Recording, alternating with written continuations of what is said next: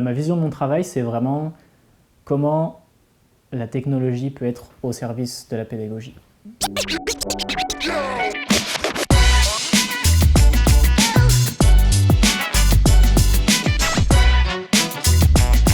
Hugo, est-ce que tu peux, s'il te plaît, regarder la caméra et te présenter? Moi, je m'appelle Hugo Chaume, donc je suis concepteur pédagogique ou technopédagogue, comme on dit ici au Québec. Donc ça veut dire que je conçois et je réalise des contenus de formation et des formations en ligne sur tout type de sujet. Et donc je suis originaire de France et puis je suis installé au Québec depuis 10 ans. Pour commencer, tu nous parles des formations à la conception pédagogique au Québec ou bien des outils de conception pédagogique. Je vais te parler des formations à la conception pédagogique au Québec. Alors, la question, existe-t-il beaucoup de formations pour devenir concepteur pédagogique au Québec ? Alors à ma connaissance, au Québec, tu peux faire la maîtrise à l'Université Laval et tu peux faire la maîtrise à la TÉLUQ, à la Télé-Université du Québec. Je sais qu'il y a d'autres universités comme McGill ou l'UDEM qui offrent des programmes courts qui sont plus destinés aux professionnels qui veulent se réorienter ou qui veulent se spécialiser ou découvrir un peu le monde de la formation en ligne. Je sais qu'il y a des compagnies qui donnent de la formation, mais au niveau vraiment programme universitaire pour des étudiants, à ma connaissance, de maîtrise dans le monde francophone.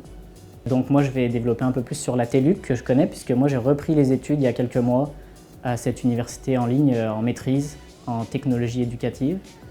Alors la TÉLUQ c'est la Télé-Université du Québec. C'est une université où tu suis tes cours de manière asynchrone, en autonomie, complètement en ligne, à distance. Et donc quand tu t'inscris à un cours, tu as un chargé d'encadrement qui te suit, que tu peux contacter facilement par téléphone, par courriel. Et en fait, tous les cours sont articulés autour d'un travail pratique. Et autre chose, c'est que tous les travaux pratiques, ils te conseillent très fortement de les intégrer à ta pratique professionnelle, de prendre un cas réel de ton travail. Donc moi, c'est facile de prendre les cours et de les appliquer à mon travail. J'en ai parlé évidemment aux clients avec qui je travaillais avant, mais ils étaient très ouverts à ce que j'utilise mes projets professionnels dans mes travaux pratiques de cours. Moi, comme ça fait plus de 15 ans que je travaille dans le milieu de la formation en ligne, il y avait quand même plusieurs cours que j'ai pu me faire reconnaître. On appelle ça la reconnaissance des acquis. Ici, en France, c'est validation des acquis d'expérience, mais c'est la même chose. Alors, je sais que la majorité des étudiants qui font la TÉLUQ, c'est des gens qui sont déjà dans le monde du travail, qui se réorientent ou qui se spécialisent, puisque j'avais lu que la moyenne d'âge des étudiants, c'était 37 ans. La durée de formation dépend du temps que tu y mets. Une maîtrise, par exemple, si tu la suis à plein temps, c'est 2 ans. Moi, je la fais en travaillant en parallèle. J'estime que ça va me prendre 3 ans. Thème numéro 2. Hugo, on continue avec l'accessibilité numérique ou bien les formats numériques. Je vais prendre l'accessibilité numérique. La question, explique-nous ce qu'est, pour toi, un module accessible. L'accessibilité, c'est le fait que les contenus multimédia que tu développes pour la formation en ligne soient visibles par le maximum de personnes, quels que soient les handicaps qu'ils peuvent avoir. Il faut faire en sorte, suivre des lignes directrices qui font en sorte que les contenus que tu développes vont être lisibles par tous les navigateurs, toutes les applications d'aide à la lecture, toutes les personnes qui soient malentendantes ou qui ont des problèmes de vue. Et donc ça passe par offrir toujours des alternatives de format. Donc quand on parle par exemple de vidéo, tu as le son, tu as l'image, mais il faudrait penser à mettre les sous-titres, une transcription de la vidéo, une description de la vidéo. Quand tu développes des interactions multimédia aussi, il faut faire en sorte d'être sûr que toutes les applications d'aide à la lecture ou tous les navigateurs vont être capables d'interpréter ces interactions multimédia et de les lire. Faire en sorte que les ressources aussi que tu proposes comme des PDF à lire ou des documents vont être lisibles. Les PDF, c'est très vite qu'on imprime juste un document au format PDF puis on le met à disposition, mais pareil dans le PDF, il faut faire en sorte d'éviter que tu aies trop d'images qui ne sont pas forcément lisibles par les lecteurs d'écran. Les images, évidemment, il faut s'assurer que tes images aient une description textuelle. Donc toujours fournir une alternative de format à ce que tu développes, mais qui aussi permet de fournir une alternative aux personnes qui vont suivre la formation. Je pense par exemple à la vidéo. Peut-être que quand tu vas regarder ta vidéo, tu ne seras pas dans un milieu où tu voudras mettre le son, où tu n'auras pas de casque, donc tu seras content à ce moment-là de pouvoir afficher les sous-titres par exemple. De manière générale, quand tu travailles pour la minorité ou pour des cas particuliers, ça bénéficie au plus grand nombre aussi. Si tu rends tes modules accessibles, tu donnes des options différentes, tu laisses de la liberté sur comment ils vont accéder au contenu et comment ils vont le consulter. Et donc, dans cet aspect-là, ça peut favoriser aussi l'engagement puisque tu restreins pas la façon dont les gens vont accéder au contenu. Au contraire, tu donnes des options en plus. Thème numéro 3, traduction ou bien localisation de modules. Traduction. La question, tes modules doivent-ils être traduits systématiquement? Non, ça dépend vraiment du public qui va suivre le contenu de formation en fait. Je te dirais que la majorité des projets sur lesquels j'ai travaillé dans mon expérience professionnelle n'ont pas été traduits. Alors évidemment, là, depuis quelques années, je travaille beaucoup pour les Nations Unies. Donc c'est sûr qu'à un moment ou à un autre, les contenus qu'on développe vont être amenés à être traduits. Mais si je prends un autre exemple, dans mon travail ici au Québec pour le Fonds de solidarité FTQ, on développe principalement des contenus de formation en français et on ne les traduit pas systématiquement. J'ai commencé à utiliser un outil de traduction automatique en fait.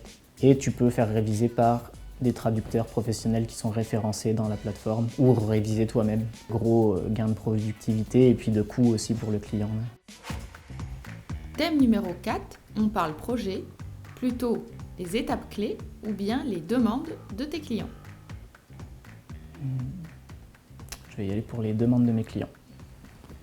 Question, quelles sont les principales demandes de tes clients dans le fond et la forme? Moi, étant consultant, à mon compte, travaillant tout seul, c'est sûr que quand je me fais embaucher, c'est principalement pour exécuter, créer des livrables, donc que ce soit des scénarios images, des capsules de formation montées, utiliser des outils multimédia pour créer des petites vidéos animées, donc vraiment faire de l'exécution. Puis avec l'expérience, c'est plus « Hugo, qu'est-ce qu'on fait ?»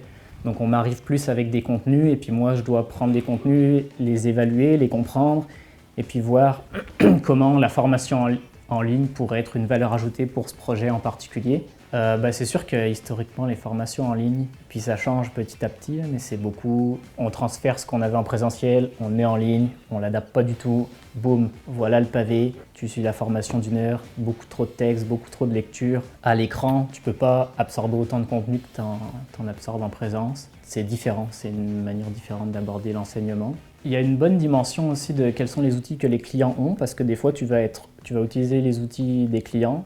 Alors évidemment, c'est sûr qu'en termes d'outils auteurs de e-learning, de formation en ligne, tu as beaucoup de Articulate, Rise et Storyline qui sont là depuis des années. Il y a beaucoup d'outils basés sur l'intelligence artificielle, outils de vidéo de synthèse, donc tu utilises des avatars 3D, tu rentres le texte, tu choisis une voix, un accent, etc. Ça te génère la vidéo. Donc, avec des pour et des contre, c'est des outils de productivité en fait principalement, mais c'est pas pareil qu'une vraie personne. En tout cas, pour ma part, je préfère une vidéo avec une vraie personne. Des outils de synthèse de voix aussi, tu rentres le texte et puis ça te synthétise une narration. Alors ça, c'est vraiment très très utile. Je trouve que les outils sont bien faits, les voix sont bonnes. Puis pour les mises à jour des modules, c'est vraiment une grosse valeur ajoutée. Dans l'usage de l'intelligence artificielle, moi j'avais lu un article de recherche très intéressant où ils identifiaient 3 niveaux sur lesquels l'intelligence artificielle pourrait être pertinente. Donc tu as le niveau macro, méso et micro. Donc macro, c'est au niveau vraiment du parcours de formation, des objectifs d'apprentissage. Donc on peut imaginer faire passer une évaluation à un apprenant. En fonction de ses résultats, on lui offre des outils d'apprentissage personnalisés et des contenus personnalisés. Donc après, tu as le niveau méso, intermédiaire, au niveau du cours. Donc on jalonne un parcours de formation, d'évaluation formative, on donne des rétroactions aux apprenants. Puis en fonction de leurs résultats à cette évaluation, ensuite la suite du parcours est personnalisée selon leurs résultats. Donc partie 1, ils ont un tel score à un test. La partie 2 va être plus poussée, moins poussée. Peut-être qu'on les fait passer directement à la partie 3 par exemple. Et puis le niveau micro, ça serait plus de l'assistance en fait, plus à la navigation dans les cours ou sur leur plateforme. On peut imaginer par exemple qu'un apprenant est bloqué sur un écran pendant plus de 15 secondes et puis là on a quelque chose qui pop, ah vous êtes bloqué, ting, besoin d'aide, et là on a de l'assistance automatisée. 5e thème et dernier, Hugo, on parle de la relation client ou bien des partenaires dans le e-learning. Relation client. Question, comment entretenir une belle relation client d'après toi?